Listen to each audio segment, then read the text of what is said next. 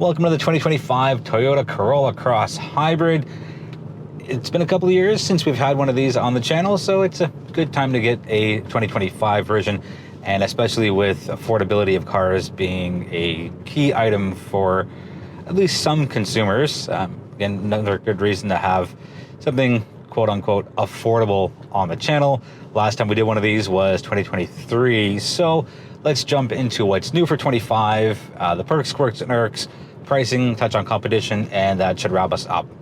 So the one thing that's new, and it's going to be in the quirks section, may as well just put it now. The one thing that's new is a new color exclusive to the Corolla Cross, and it's Soul Red Crystal. And if you're thinking that's a Mazda color, it is kind of. Mazda calls theirs Soul Red Crystal Metallic. Toyota just calls it Soul Red Crystal. So that's the only thing that's new for 25. Baseline numbers, same 2-liter 4-cylinder engine. Hybrid kicks out 196 horsepower. Gas version is in the mid ones, but let's stick on the hybrid train here. All-wheel drive does come standard on the 2 trims, so definite good move there for Toyota, especially in the crossover world, which continues to rise in popularity. Let's jump into fuel consumption along with our baseline numbers. So it's a 40-liter tank, which is a little on the small side. Combined fuel consumption is 5.6 liters per 100 kilometers, or 42 miles per gallon. If you are looking at this versus the gas model comes in at 7.8 liters per 100 kilometers. So not quite significantly higher, 1.8 liters per 100 kilometers on the consumption side. Again, if you're comparing this versus the gas model and you're looking at cargo space, 609 liters is what we have here. If you opt for the gas version, that comes up to 680 liters. So a little more on the functionality on the cargo side, but I don't know how much of a deal breaker that's going to be for a lot of people. And the last thing to do with cargo space, the reason for the difference is the hybrid, having less space, comes with a tire fill kit, whereas the gasoline version comes with an actual spare tire itself, and it's just down to there's less space in the trunk on the hybrid side. So let's jump into the perk side of things, and the biggest perk here is that it's a hybrid with all-wheel drive. And well, there's a lot of hybrid subcompact crossovers,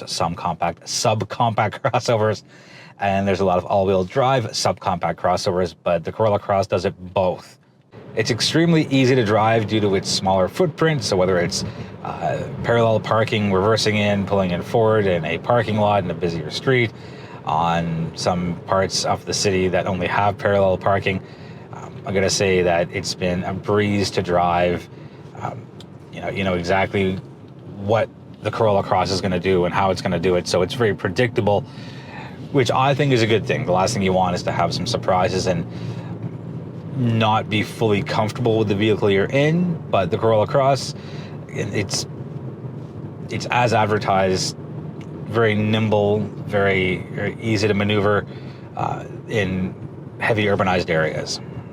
The easy to use controls are a big perk for me, and I know a lot of the competition have fancy screens and a much slicker looking layout, but you know, hats off to Toyota for keeping things extremely simple, like the heated seat controls and heated steering wheel controls, which are standard on the hybrid, are huge buttons just below the HVAC tiny screen itself. If you want to keep your heated seat on year-round, you do not have to muck around with it. You just set it to high or low, and you leave it there because it's a physical button. It will just stay in place. Same thing with the heated steering wheel.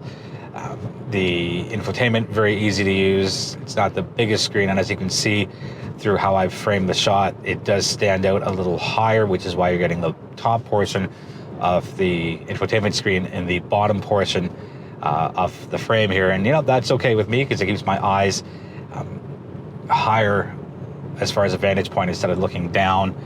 Same thing with the HVAC controls, just below the vent, so I'm not looking way down to adjust my HVAC controls. So is it simple and primitive? Absolutely. Is it high on user friendliness?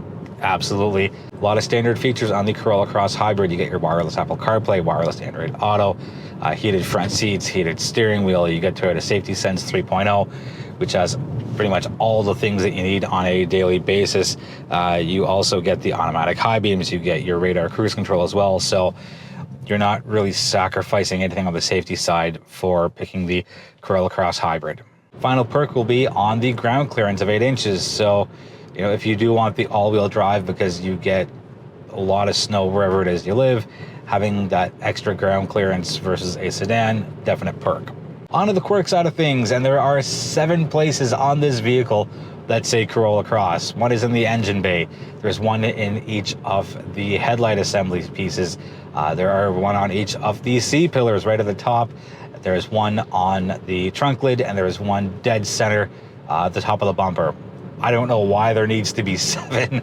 I don't know why Toyota needs to just have such a strong branding presence for this vehicle, but here we are, and I think it's certainly quirky. I think this is the only 2025 vehicle that I know of that has such big, chunky controls for the heated seats and heated steering wheel. You know, this looks like it came out of the early 2000s, but I'm happy it's here. It's a definite perk first and a quirk second. Next up is that between the 2 trims for the hybrid, there are 2 different types of instrument clusters. One has a 4.2-inch screen, and the one I'm in, the top trim XSE, has a 7-inch one. And a little on the quirky side because there's only 2 trims. Last quirk has to do with the RAV4 hybrid. So this is the top trim XSE for the Corolla Cross Hybrid, and the RAV4 hybrid base trim is $770 less than this, a pretty small amount. So there's that question where it comes down to, do you want something smaller with everything, or do you want something bigger, not quite with nothing, but in its bare bones form? And I'm gonna opt for this. If it's between this and a base trim RAV4, yes, you've got a little more power on the RAV4, 219 horsepower versus the 196 here. You get a lot more cargo space, 1059 liters in the RAV4 versus the 609 here. But the fuel consumption goes up. It's 7.9 in the RAV4, and it's only, again, 5.6 here. On to the Irks side of things, and it is not a new one. You've heard this before if you've watched any of my other Toyota reviews.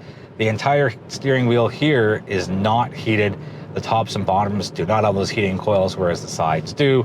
Very first world problem, I completely get that. But, you know, if I'm putting out almost $40,000, I would like my entire steering wheel to be heated, please and thank you, Toyota. There's no spare tire here in the hybrid, but there is one in the gasoline version, and I understand why there's not one, but I think if they put, you know, even a donut in that cargo floor for a spare tire, I think that'd be better than a tire fill kit.